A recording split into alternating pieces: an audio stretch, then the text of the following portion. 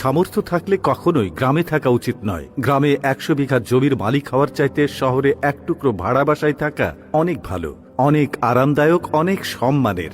গ্রামে স্থায়ীভাবে বসবাস করাটাকে কোন সূচকে এগিয়ে রাখা যায়? আসলে এখানে বেশিরভাগ মানুষ এতটাই টক্সিক যে তারা নিজেদের ব্যক্তিগত জীবনের চাইতে আপনার জীবন নিয়ে বেশি চিন্তিত।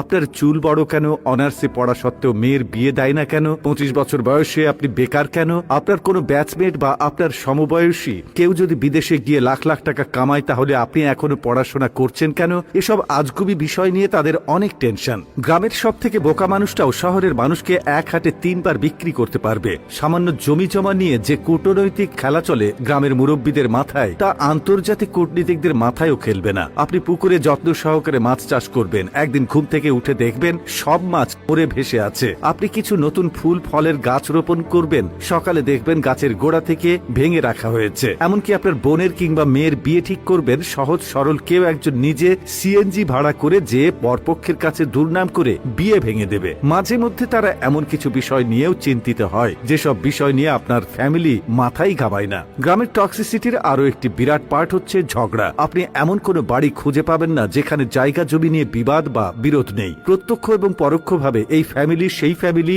একজন আরেকজনের সাথে ঝগড়ায় লেগেই থাকে। 1 ইঞ্চি জায়গা জমি নিয়ে মামলা মোকদ্দমা, অশ্লীল ভাষায়